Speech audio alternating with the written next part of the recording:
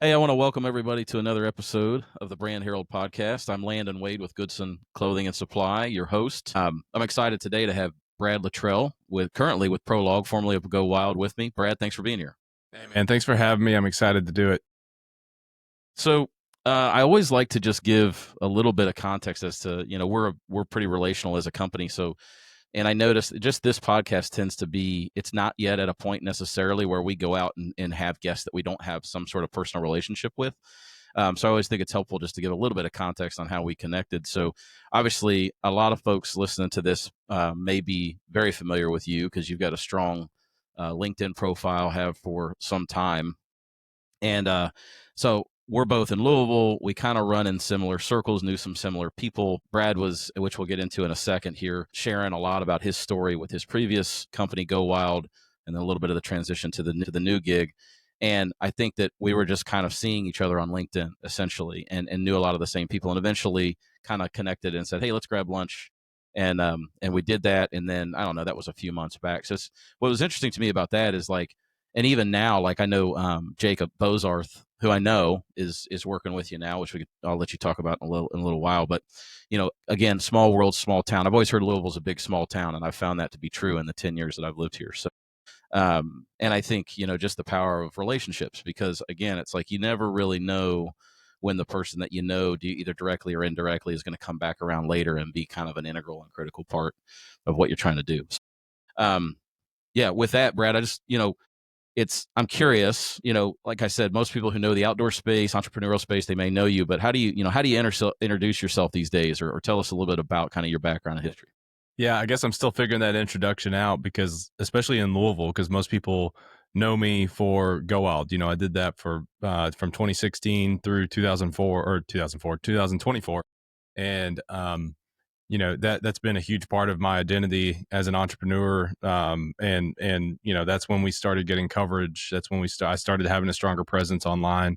And people watched us build that company. And even if you didn't hunt or fish, a lot of people just really liked the way we told that story. And I say we because my whole team was, sharing publicly as we built, and likewise the fallout, that happened through that. So I'm still trying to figure out, I guess, my intro to myself post fallout. But serial entrepreneur, I guess at this point is the short term, or the short title. What I found through building that company was that really I was a storyteller. I had in my head an identity as a founder, as a tech guy, non-technical tech guy, really have a good understanding of UX and design and creative and community building, and was using all those skills to scale the tech. And what surprised me after GoWild started to wind down was that really people, maybe even before I realized it, was the identity was actually a storyteller. And so now I'm the co-founder. I'm so used to saying co-founder from GoWild. I'm the founder. It's just me. I'm the founder and CEO of Prologue, which is a strategic storytelling company, mostly doing consulting now. There will be a next phase of Prologue that's a little bit different than where it's at right now. But for today, I come in and help companies with their strategic storytelling, which means getting, in the weeds, talking to their clients, their team, looking at their messaging, figuring out how they're telling the story, what the story really is. Because a lot of brands don't tell the real story. You get too close to the fire and you can kind of lose focus of how your customers think about you. And so I helped them figure that out. Yeah, I apologize. You're born and raised around here though, right? You're a Louisville guy? No. I'm from southeastern Kentucky, from Appalachia. That's right. Yeah, Middlesboro is where I grew up, born in Harlan County. If we talk long enough, you might hear a little bit of that coming out in my accent. I've been told it's been whitewashed a little bit, but grew up in Appalachia for 18 years, went to the University of Kentucky, and had a brief stint in Tennessee, and I moved to Louisville in 2010.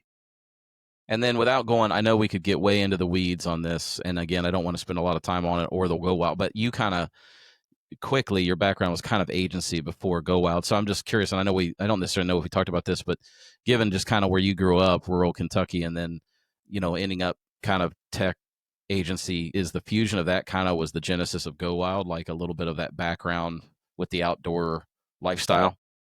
Yeah, so the outdoor lifestyle definitely came from growing up in Appalachia. I didn't deer hunt or anything. That's actually why I founded GoWild, is I was trying to get better at it. But I hunted, fished casually, camped, all that good stuff. And it's even more than just agency. I mean, I was, not to brag, but like I thought I was going to be a photojournalist for life. I came out of, or at least a journalist. I came out of college, won the two biggest awards you can win for feature writing, and basically the Pulitzer of college journalism. I thought I was going to work at a prestigious newspaper, but I graduated during the Great Recession. Newspapers were losing 30% of their staff in one swoop, right? The business model was changing. So I did that for a couple of years, and it was really tough. I had a lot of great experiences with that. I had content published in some big publications. I had a double truck spread in the Scientific American at one point, shot for the London Financial Times, a couple of the New York newspapers, contracted for the commercial appeal in Memphis for 9 months, and was a great experience. But I could see the writing on the wall. And so I actually founded a photo agency that did weddings. And sometimes people are surprised that the outdoor guy used to be a wedding photographer. But, for the time I was Still making outside. better. Yeah, I was making better money than I could as a journalist. And I ran that company for a while, but it was still feast or famine. The model was tough. I was not good at sales at that time. Really was not Tough good at hours running too. it's tough hours. I was not good at running a business. I wasn't good at keeping track of anything. And I kind of realized that about myself, and then I needed to get some other experience. So I had done a good job with social media in promoting my business, and I used that experience to get a job in social media. I mean, like the lowest of low ranking titles. I was an assistant and created content for a while, moved over to PR in an agency, got fired for a side hustle, was trying to build a tech company, started working on a tech company on the side. The agency found out and fired me. And I popped over to another agency, worked there for 5 years, worked my way up from effectively a blog writer writing about toilets for a plumbing company up to creative director, helped grow that team 3x on the creative side, helped grow the revenue 3x, really learned and honed my sales craft there, my creative craft, and my understanding of digital marketing was what helped with GoWild, because that was the business model at first. We were going to sell ads, right? We're going to build a great community and have better data and sell ads to an industry that I thought would be interested in that. I mean, long term, we had a hard time getting the industry to buy in. As an old school industry, and a lot of the marketing managers we would talk to still, despite the fact that Facebook was pushing them out, they were fighting and trying to, continue with that. And so COVID hit, and we ended up pivoting to e-commerce as a model. Our ad model got wiped out in COVID, and I got hit by that on the business model side and the fundraising side. And so we pivoted over to using that data to sell gear, and it worked really well until it didn't. Anybody that's followed the industry knows that it's imploded. It's still imploding. Yeah. There's been a lot of big businesses that have collapsed. There were startups that raised, 5 times more money than we did that collapsed. Some of them before us, and some of them are still failing. That I think there's going to be more fallout we see over this year and next year. REI lost $310 million, in 2023. That's I think crazy. Yeah. Backcountry.com, one of the top outdoor retailers, sold for pennies on the dollar. Dick's Sporting Goods is still struggling. It's been really tough because you had this huge surge in participation, and the manufacturers really overbet on that. It went from 8% growth that they were projecting to all of a sudden some categories were seeing 20 to 40% growth. Yeah. And when they overbought that gear, it created a market where there was way too much inventory. And when you have too much inventory, what do you do to get rid of it? You run sales. Fire And sale. so the Yep. retailers were just crushed, and because the manufacturers had the margin. And when it goes on, it's online is the thing. It's a different story when it's back in the day when it's brick and mortar. You may not be able to get to that store where that fire sale is happening, but online, if you're a consumer and you can Google it and find it cheaper directly from the manufacturer, you're just going to buy it through them. That's what ultimately what happened to us, is that we had loyal customers, but they're loyal to a point, right? Like, I mean, you don't want to pay 20% more for something. So that ultimately is what happened to us. Yeah.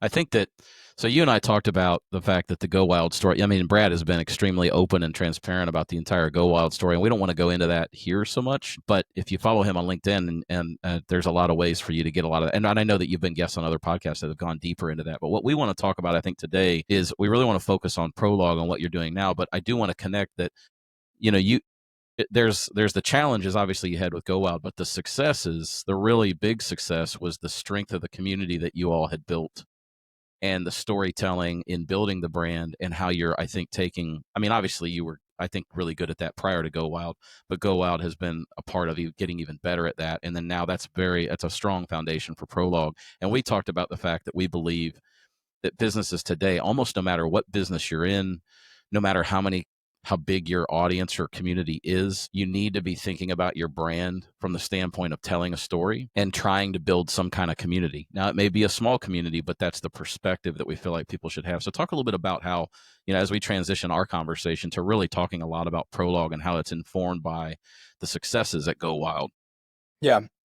I now have some core foundational beliefs around community building. A lot of what we did with GoWild was just a bit of our nature, and innate storytelling. I mean, truthfully, like, it was things my gut told me to do. For example, like, if you onboarded with GoWild, we had a really personal onboarding experience, and from the get-go, we decided that we were going to be involved as founders. You would know who we were. We weren't going to try to hide behind the brand, and that was a choice strategically. And so, if you onboarded to our platform, you would get a series of emails that were highly personal, stripped down, not marketing gloss. There's no images, plain text. Felt very intimate. And if you replied, you got a reply back from me. When you joined the platform, you got a direct message from me. I mean, I sent tens of thousands of messages to people. Now, the first one was automated, but when they responded, I would dialogue with them, right? And so we built up super fans that way, and really understood that sharing our beliefs as founders and as a team and as a company helped us align to the frequency of the people that we wanted to connect with, right? It's kind of, you think of it like a radio frequency. The messaging you're putting out there is going to attract or connect with someone, right? So you're trying to operate on the same frequency as your customers. And I think the mistake a lot of brands try to operate on is they try to wash everything down and appeal to too many people. And they have this mass appeal mindset, and it's really tough. And I think this is why I'll pick on the brands from the outdoor space. It's the difference between Patagonia and the North Face. The North Face is struggling. Look up VF Corp's stock, and the brand has suffered because they mass appealed and they lost their focus on technical gear that could perform. Whereas Patagonia has unapologetically stayed true to its roots and who it is. And they refused to do Black Friday sales. They focused on the quality of their gear. They are very careful with who they partner with, and as retailers. Well, Patagonia has deliberately tried not to grow. I mean, if you read his book, like, that was their goal, was to not grow. Yeah. There's a lot of things that the company could have done to scale faster. They have, as a brand, they have you can have your gear repaired, whereas the North Face, it's really, you see more hoodies that are sold in mass market than it is the technical gear anymore. And that's just an example of what I'm talking about. The North Face has tried the mass appeal, whereas Patagonia has focused on connecting on the right frequency with their hardcore consumer. Really, I'll even call out this book that I recently read about this, which is why this example is top of mind. But The Compass and the Nail is a really interesting book by a guy that worked at Patagonia and helped really solidify what Yvon Chouinard, the founder, and the book you're talking about, I believe, was Let My People Go Surfing, which is a phenomenal book too. But it talks a little bit more about the brand ecosystem that they built with that. But I recently read that book, and it connected with me in that's what I've been doing, right? Is building this ecosystem for my brand. And I think when I was really surprised when GoWild failed last year and I was out of a job in May. I floated the idea that I could consult, and I had a lot of people realize that we built a brand and understood how to connect with people on the right frequency. And so I wasn't even sure what I would end up doing for people consulting. And everyone that was coming forward was like, hey, I want to learn to build a brand like you did. I want to tell my brand story like you did. I want to build community like you did. And, I had 38 DMs or people reach out within 24 hours when I said I would be consulting. I obviously couldn't take all that work. I ended up, I think I picked up I committed to 3 or 4 of those, and some of them were bad fits or whatever, but the thing that helped me realize is that there's real opportunity here for this to be my next phase, which is taking everything I learned and building my company and help others do that. So that's what I'm doing with Prologue now is, coming in and stripping everything down. I mean, I'm getting in the weeds. I'm really looking at how we word things, how things are phrased, how that resonates with the customer. And in a lot of cases, it's meant throwing out things that the brand was very committed to. I've got one client that was really committed to this one phrase. They loved it. They believed in it. And when I started researching it, the customers didn't even know what the hell it meant, So we've completely reshaped them. And, the brand told me recently, we feel like a startup again. We feel like ourselves again. This is bold. We're daring, and we're back to who we were when we were, completely founder driven. And that's innovative. That feels like a brand that their partners can trust and work with, and that's gonna be kind of bleeding edge, and it's just more in line with where they want to go strategically too. So that's effectively what Prologue's doing in the near term. There are some other services I'm doing.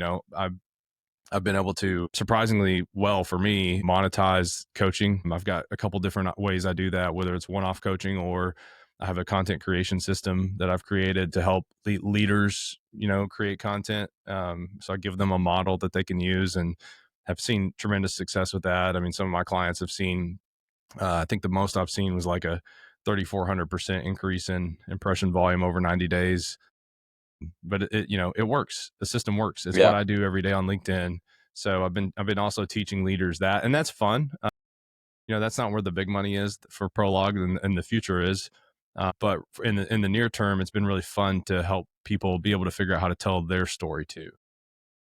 I think that a couple things that are interesting with what you're saying. I mean, one, I think a foundational thing is to really, you got to know who you are. I mean, I think that applies as an individual, but it applies to a company. And I think about like when you compare Patagonia and a North Face, I mean, what with Patagonia, what you have is, and I think you have this with, I mean, I listen a lot to that Founders podcast where David Sinro reads books like the ones you've mentioned and many others. He's been doing it for a while. And, a lot of these folks that found these companies that are true founders, like Yvon Chouinard, they're a little different and they're quirky and they think about things very differently, but they're very, very firm in like kind of like what is the foundation of the brand, their beliefs, their values, and the things that drive the brand, and pretty uncompromising. And then you get these companies that it's a tale as old as time, really. At some point, they end up in the hands of MBAs and business people, and the sort of the soul of the company sort of starts to gradually get sucked out on some level, and then it becomes sort of, rather than authentic storytelling, it becomes a bit of a manufacturing operation just to create customers. And I mean, we're seeing it right now with Southwest. Southwest is going through this. Totally. Southwest is a quirky brand. Herb Keller built a beautiful company with that was hyper focused on delivering this cost effective experience, and now you have this activist investor who's pushing them to be more like every other airline, and the company is profitable. That's what's weird about the whole thing is that they're going to lose their core. The bags are they're charging for bags now. They trademarked bags fly free, and they're going to stop doing it. Yeah, that's gone. They're moving to assigned seating. All the things that people loved about Southwest are going to go away, just like everybody else. It's going to be a commodity now. It'll be interesting to see how that plays out. Maybe I'm wrong about where it's going to go, but I think that's an example that's happening right now about what we're talking about. It's just these brands go from this nucleus of knowing who they are and what they do really well to, as it expands, they're going to try to mass appeal. And in general, I haven't seen a lot of examples where that plays out very well over a decade or two. So I think the other thing that's kind of interesting is, as I've listened to a lot of those episodes on founders, he talks a lot about how most of these guys and gals that start these companies, they kind of pine for the early days. And so there's like this idea that bigger is not always better, that you rarely find an entrepreneur who's worth tens of millions, hundreds of millions, billions, whatever it is. And then, if you sit them down, heck, my brother-in-law has been very successful and sold companies for hundreds of millions of dollars. And I know that when I've talked to him, he's like, he tends to be like, I really loved it when we were, X size, because I knew everybody in the company and things like that. And so it's kind of an interesting thing, like where we're all out there trying to make it big, but I'm not entirely sure that's a good thing. I think we all kind of tend to, it's like, it's weird because it's challenging because you're either growing or you're dying a little bit in business. I mean, there isn't really a staying put, but I think we all really like kind of smaller, mid-sized, intimate things where everybody has a lot of relationship and we really enjoy and know everybody we're working with. Yeah, it's really tough to build those kind of teams at scale. A company that if anybody wants to dig into how to do this, Pixar's done this really well. They run as small of a team as you can when making a 3D or a computer animated movie, right? I think there's like around 350 people that work on a movie. But one of the best books on developing the process for what you're talking about is Creativity Inc. by Ed Catmull, the founder of Pixar, and he talks through all of the things they did to keep that intimate process. That culture within that company has been featured in a lot of different studies and books, and the Culture Code is another one. I think it's Daniel Coyle's the author, Yeah. and he Yeah, I think I highlights have that in my Pixar. Apple books. Yeah, it's a fantastic read. But he highlights how Navy SEALs, Pixar, there's even a band of thieves that they highlight on their culture and how they operate. But there's a small team mindset even within these big companies. And I've never worked for a huge company. I wouldn't be a good fit for that with what I do. I really like the build phase from nothing, right? Like creating Prologue didn't exist 5 months ago. I love that. I love that it's fluid. It's what it is going to change. Even if I come back on your podcast in a year, what it is will have changed. And that's what I love. But within a big company, taking that risk becomes really hard. And that lacking that risk, then, you're even recruiting different talent because a lot of bold developers, for example, want to go build. They don't want to maintain, so you get these Fortune 500s that are making 0.5% improvements every month. It's just not attractive to top minds. So, there's a lot of different challenges in those larger scale companies and kind of why they fall into this mediocrity.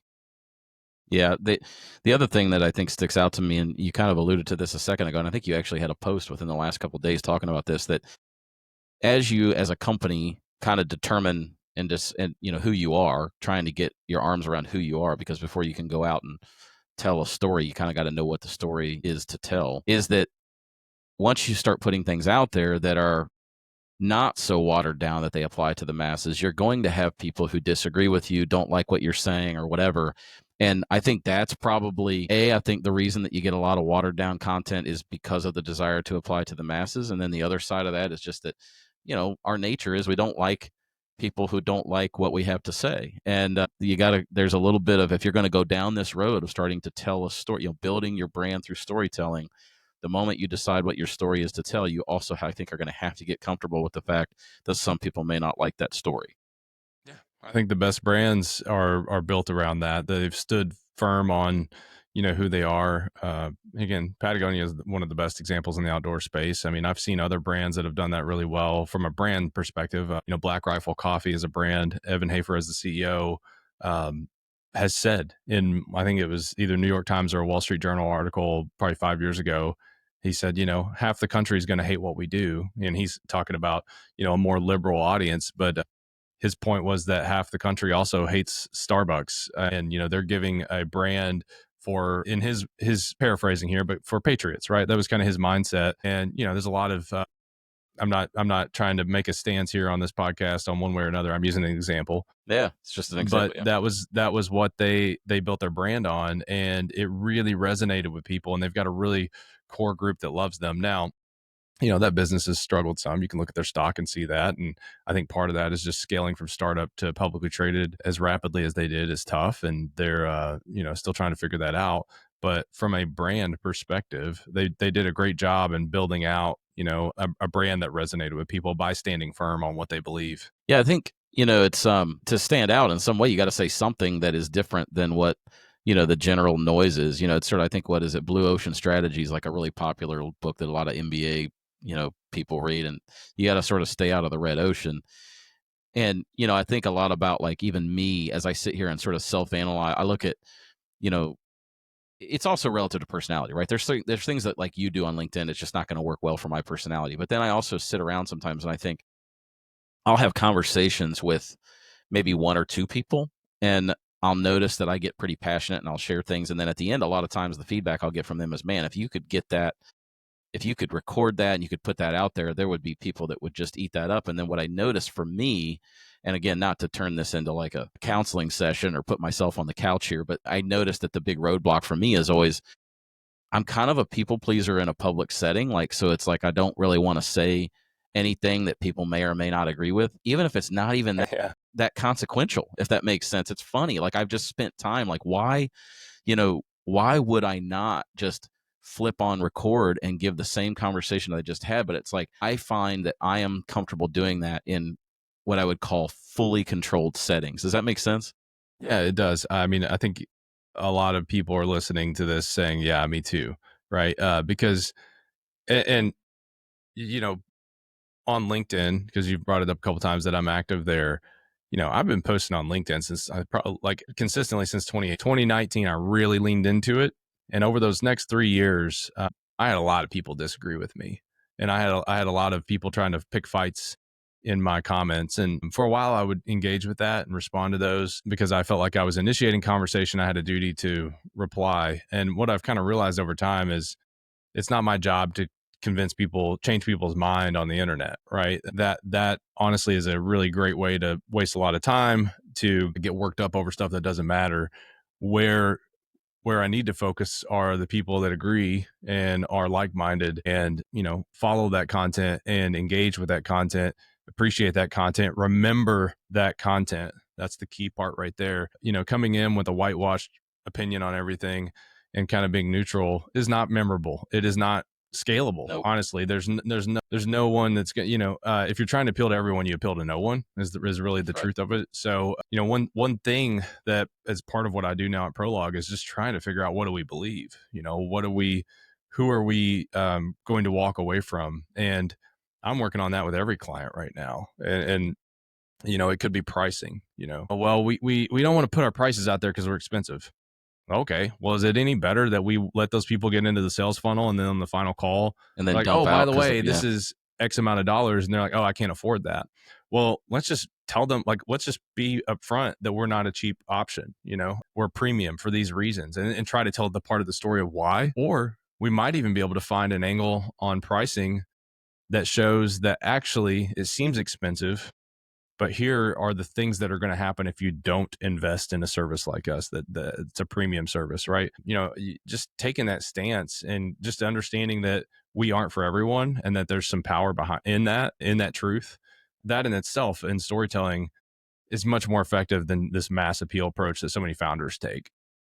I think about our business a lot because, I mean, if there's a red ocean, and we can transition to talking about merch because you guys did a lot of that at GoWild, and I know you believe, in it a lot, but we definitely live in a red ocean, and it's difficult sometimes to articulate what's different about like a company like ours. And there are definitely some things that I've learned even over the last few weeks that make us different. And it's also just, though, it's hard to kind of tell that story. So just a really quick example, like we had a customer buy some sweatshirts, and they had bought them 3 years ago. They came back and literally just said, I want, more of the same item. And what happens sometimes in our business that a lot of people don't understand is the partners that we work with will make changes to the product without telling anybody. I mean, they might go from making it in Malaysia and start making it in the Philippines, or they might slightly change the weight of the garment, or they might make any number of changes. And so, but on screen, it's the same SKU, and I'm sure the same thing happens with the products that you guys started, selling towards the end of your time at GoWild. And we made the mistake, just a little error in this case, of not sending a blank sample ahead of time. And when she got the finished order, it wasn't that she was unhappy with it, but she was like, "Oh, when I got them, they looked a lot lighter in color than I saw on screen." Now, in reality, I'm not sure how much different they were, but what I do know is that had we sent a sample, so that, and I tell our team all the time, when you're in the custom products business, and really this is a lot of businesses, not just ours, the moment you engage with a customer, it's not, people think of selling a lot of times, I think, is convincing someone to do something that they weren't want to do or don't need to do or don't want to do. We just start managing the customer expectation. She knew she wanted sweatshirts. What we got to make sure of is when those things show up, there's no surprises in a negative way, that she knew exactly what was coming. And so if we would have sent a sample so that she could see it and had the opportunity to say to us, the color looked lighter than I saw on screen, we can deal with it before there's any logos on the items. And I suspect that what would have happened had we sent it up front, she'd have said, these colors are a little lighter than I see on screen, but you know what? It's going to be just fine. Let's go ahead and do it. And then when she opens the box, there's no surprises. In this case, it went the other direction. Subtle difference, but all the difference. And how I figured out that she felt that way was she called to pay her bill. And I was processing it, and I said, "Hey, but we just want to make sure, were you, how did you feel about them? Did you like the product?" And she said, "Well, they were a little light." And then, we had this conversation, but I said to her, I was like, "Hey, I really appreciate you sharing that with me. I think there's a small tweak to our process." So anyway, I'm not trying to take over the podcast here, but we can start talking about man. merch. Take over if you want to. Yeah. But I also think, kind of what we're also, I've got some notes here, like it's like, hey, know your story, tell your story without fear. And then also like making sure that there's a book called The 4 Obsessions of an Extraordinary Executive, and it says you've got to weave your values into your human system. So you got to make sure that the things that you say you believe are impacting how you're interacting with clients at every step. Yeah. Yeah, man. I mean, exactly. From a sales perspective, something you said there, I fully believe in, which is if you're trying to convince someone people think of sales as convincing someone of something or making them realize they need something. Those are tough ways to sell. The better way is to have a product that actually solves a problem. And I bring that up because I got really close to starting a company last year instead of Prologue. And finally it came down to a couple different things, but one of those things was I realized we might be building a vitamin instead of a painkiller. Vitamins are very tough sells, right? I take a vitamin and I don't feel any immediate relief. I don't even know if it's working. It can have really good branding and have great packaging. It can maybe not taste as bad as some other vitamins, right? But I don't really know what the impact is. Vitamins are a tough sell. And I use that as an example in a huge market. Obviously, there's a ton of supplements. Supplement space is huge. But in business, it is much easier to sell, ibuprofen, right? If you have a pain and I have this magic pill that can take that pain away, there's much more ability to profit from that, for one thing, because someone wants it and needs it. And, I think that the more you can hit on that narrative and helping people understand, and resonate again on that frequency of, I'm solving a problem that you have and you've thought about, once you get to that point of positioning, then it's a much easier sell. And I'm doing this right now with a lot of the brands I work with. I had a brand recently, I changed some messaging and they came back and said, "Hey, this is kind of pointing out that our clients are kind of a disaster in process and we don't want to insult them." I'm like, well, we better call that out that we can fix that problem, or why would they work with us? Right.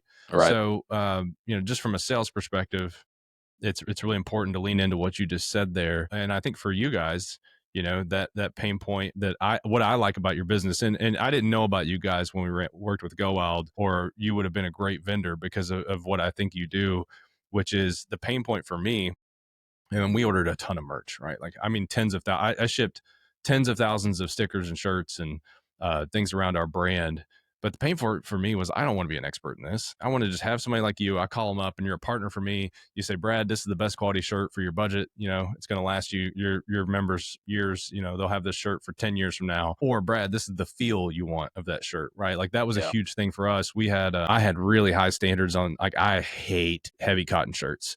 Cannot do it, man. They feel cheap. I honestly, if one of those shirts gets given to me, it's like a nice thank you, but that's going in the donation pile immediately. I won't wear it. And so for our brand, we really focused on finding vendors who could help guide us to that. I don't want to become an expert in t-shirts, right? That's not what we do. But, for you guys, if the selling proposition is just hyper focused on that hospitality angle, of like, I'm going to over deliver for you guys, I think there's a ton of ways to surprise and delight and build a business around that mindset.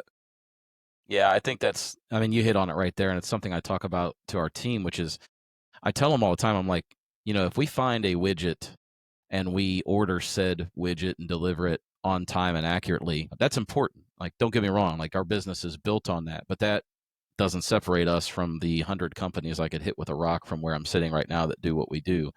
What separates us is the conversation that we have. We always say we have to get to know the person and the company. So first and foremost, it's building a relationship and understanding the customer. And then it's going out and the reason we call our frontline salespeople customer guides is because that's what we believe we are. We believe our industry is chaotic and noisy to an extreme, and that our job is to try to help guide them through that chaos and make some sense of it. by going out and finding items that make sense for their brand. And then also, as you mentioned, kind of consulting with them and talking them through like, hey, because again, it's not that we need the most expensive product in every situation. A couple dollar item for a giveaway at a trade show is just fine. The key is to understand what tool for what problem, so that we're matching things properly. And then talking people through all the different input methods and all those kind of things that people, I always say, they want us to be the expert and they want us to educate them. Yeah. One thing I do that is in my skill set and I'm proud of is the community building side. And people come to me for that now. And so often they think like I need a Facebook group, or I need to use Facebook to build community, or I want to build my social following to have community. Well, social following is not community, first of all. That's an audience. That's a totally different thing. You're talking at them. Community, you're speaking with them, right? Community building, actually, I could define that and have no mention of social media because it's just one channel. Like for you guys, as an example, in community building, like one thing you could do when you're delivering those samples, like imagine, you're going to have a surprise and delight moment. They get their shirts for approval, and you guys sent some bourbon balls with them, right? Like from this, super fancy chocolatier or whatever it is.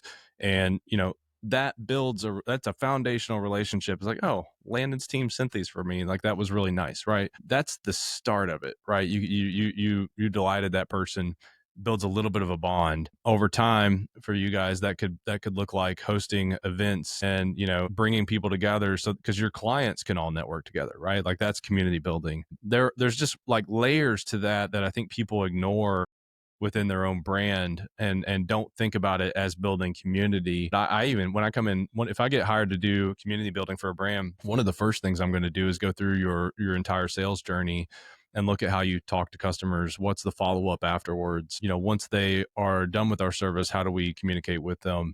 All of that leads into community building. And that's how you generate super fans. That's how you create cheerleaders for your brand that are going to refer. It's how you stay top of mind, right? It may sound silly, like sending bourbon balls. Most people would say, yeah, but people are just going to go with the cheapest vendor on something like a t-shirt. No, they're not. Because if I know that Landon makes this process easy, I might be willing to pay 50 cents more a shirt, on a business, especially a larger business. I don't care. I know that if I pay 50 cents more a shirt with Landon, he's going to make sure I get the color right. He's going to make sure that he knows my thread count of what I want and what I expect. He knows how to screen print so it's not heavy and I'm going to sweat and it's going to feel uncomfortable on my shirt. It's like he knows I want that lightweight screen print, right?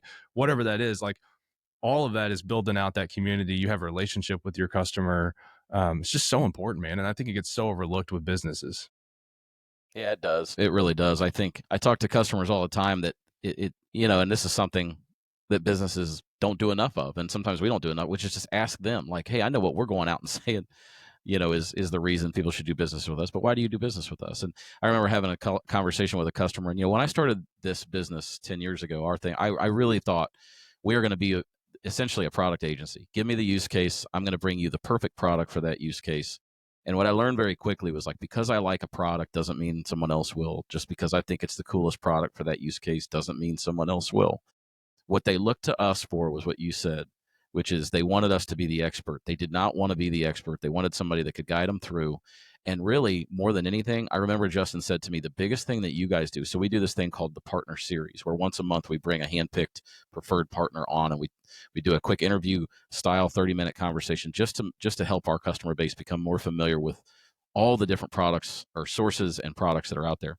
And he said that honestly is one of the most valuable things that you do, because it means that I know I can shop with confidence at everything that place has. And yeah, every now and then you guys show me a cool product, but ultimately you're that partner that's helping me, guide me through this and being the expert. So yeah, I mean, you're just hitting the nail on the head. I love the thing that you said about, you gotta tell me how you said it, talking about an audience, something about talking to them versus with them. So an audience you talk at, right? That's right. Think of giving a speech. You're not engaging with that audience. A keynote speaker, I mean, some might try it, but you go to any convention and the keynote speaker is speaking at an audience. They're speaking, to that audience. There's no dialogue. Right. Community is a dialogue, man. And that's the hardest part of community building. People often want to, even if they realize like, oh, a Facebook group might be a good avenue for that. Well, what are we going to put in there? Because you can't build a Facebook group on sales, man. Like, no, imagine yourself. Yeah. Do you want to sign up for a Facebook group Yeah. where What's the the company's value just exchange? posting Yeah. every day? You have to give something away, and for a lot of brands, that's scary. That's investing in something that doesn't have direct ROI, and it is a long-term play. But I mean, again, look at the alternative. Do you want to be the North Face or do you want to be Patagonia if you're starting a company? Oh, it's The Patagonia invest in the community, right? And the North Face has, again, tried mass appeal. It's all ad spend. It's all leaning on what that brand used to be. And just go look up their stock and you can see how that's played that out. might actually end up being a hook for the episode. Do you want to be Patagonia or North Face? I actually think Go that's going for to it. be a great. I know that we're a little over time. I wanted to, we tell me what's next. What should people be watching for from you and Prologue going forward? Oh, that's a good question. And I think, part of that, I'm still trying to figure out how much of that I want to put out there. I, I am experimenting with what I do right now is a lot of Brad, and the company can't scale with just Brad. So right now I have contractors that help me. I'm working with about 8 or 9 people who are really skilled at storytelling in different degrees. But what I want to figure out is a way to build a product, and the product could be a lot of things, but I want to build a product that can help people while I sleep, right? That's always my goal when I build a company, is to figure out how to make money while I sleep. And that's building something scalable and scalable beyond my time. So I'm looking really hard at that right now. But the first thing I have to do is really understand my value and how I help a company. And I'm going to do that first. I've been very open about this. And before I even announced what I was going to do, I said I was going to do this model, which is the first thing I'm going to do is build a service-based company where I can cash flow immediately, right? I started Prologue. It was profitable on month 1. And I'm really proud of that fact. If I had built, like, just an example, if I went out and built a SaaS product out of the gate, even with everything you can do with AI now, it's a long, long road. That's a road I could have cash flowed it myself if I wanted to, but it'd been super expensive. I would have eaten Yeah. into my personal savings. I would have been taking a huge risk, because when you build a SaaS from nothing like that, you assume what's going to be product market fit. And so what I'm doing is really learning from my clients right now on where I can have the most impact, and I'm going to productize that. So over the next year, when we look back at this interview, which we probably won't remember to do in March of 2026.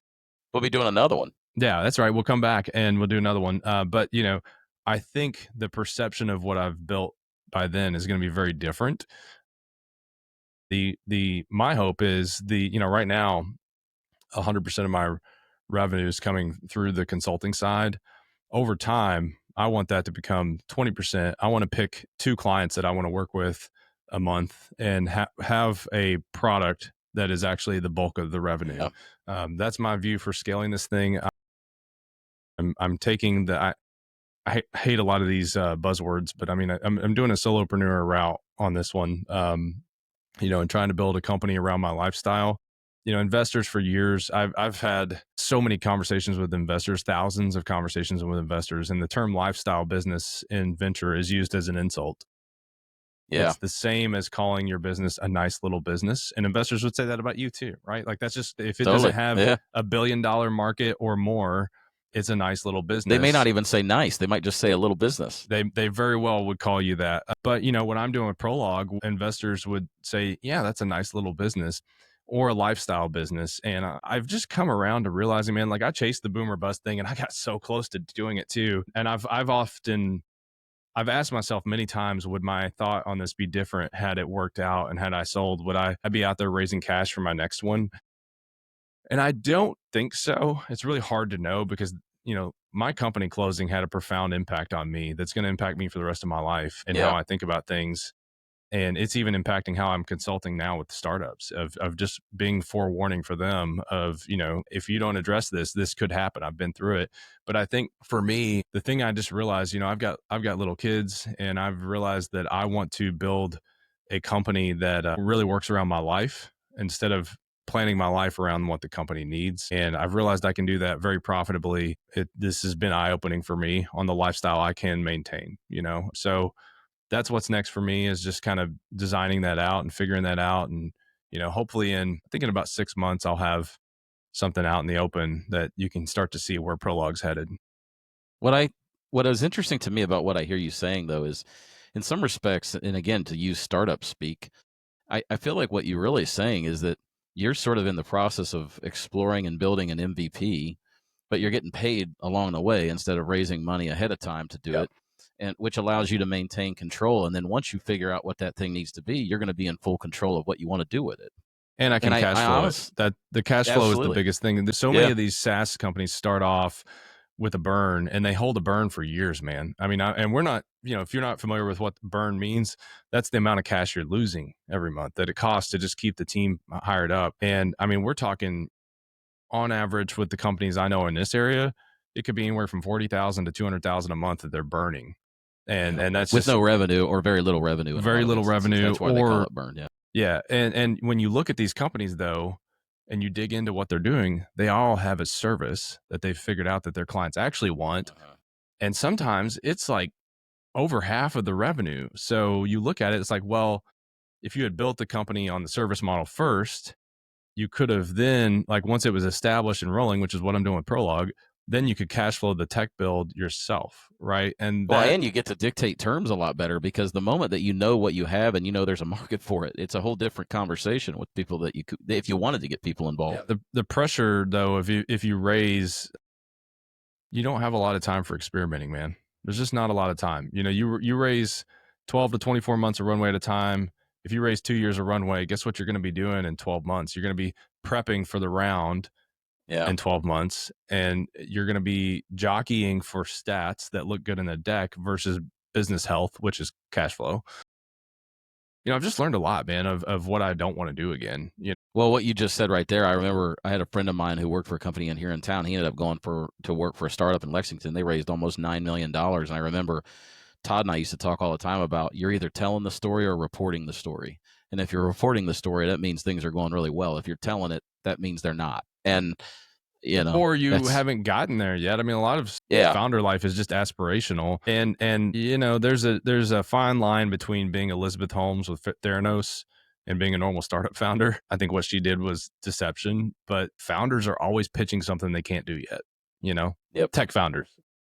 I think there's a lot of real benefit and health in your perspective, having been through it, because I do think the pendulum had swung and has swung a little too far in the direction of that the only way to start a business is, in the sexy way to start a business is to go out and just raise money. And I think what it did, I think there was some good things about it. I mean, I think it broadened people's education about how you do that. I think certainly there's a lot more infrastructure today in place if you want to go do that. But I think that what needs to be happening now is we need to pull people back to the middle and understand, look, this country has been built on, it continues to be built on small and mid-sized businesses that are businesses that a lot of times are bootstrapped, that are finding valid ways to deliver value to a relatively small group of customers that eventually could be scaled. And everybody would, I think, be better served if the folks going and grabbing for money from investors had a little more certainty and clarity around the value proposition for a certain market. Yeah, we're in a weird landscape right now, man. So much of the acquisition market has been a build it or buy it scenario for tech. Yeah. Well, the tech has gotten easy, dude. Even since last year, I've been out of GoWild for 10 months now, and since last year when I was done, the things you can do now with AI for development are astounding. I'm talking like one person can do 2 weeks of work in an hour, and you think of the value prop of these tech companies. It's no longer looking at it, and now these big companies aren't going to do this at the degree they could yet, because they don't want to take risk. They aren't good at building. They typically overcomplicate building. But at some point, that tech, what was just a tech play, for, hey, we're going to snatch up this startup for $20 million because they have some good tech. Now, well, it took them 18 months to build it, but we could probably build it. We can build it a lot quicker now. Yeah. So you think about what the value in acquisitions is going to become. It's going to become the community you've built. It's going to become the brand you've built. It's going to become the profit, right? Profit is going to become important again. We went through such a weird market. And I know we're over time. Sorry, I told you I'd do this to you. No, man, you're good. We're good. So you think of, I raised pre-COVID, I raised during COVID, and I raised post-COVID. So I saw that's a bell curve for anybody that didn't raise and don't know what I'm talking about. I raised at the absolute peak. At one point I was raising a round and it was in the 21-ish time frame. Interest rates are as good as they can get. There's free money everywhere. Consumers are spending like crazy. Venture funding was going through the roof. You could throw a term sheet in the air in public and have 3 investors sign it, right? I raised in that environment and we raised really successfully in that environment. I raised on the back end of that environment after interest rates went up, inflation went up, acquisitions dried up. They're at like 30%. I don't know what the exact stat is because I haven't kept up with this since last year.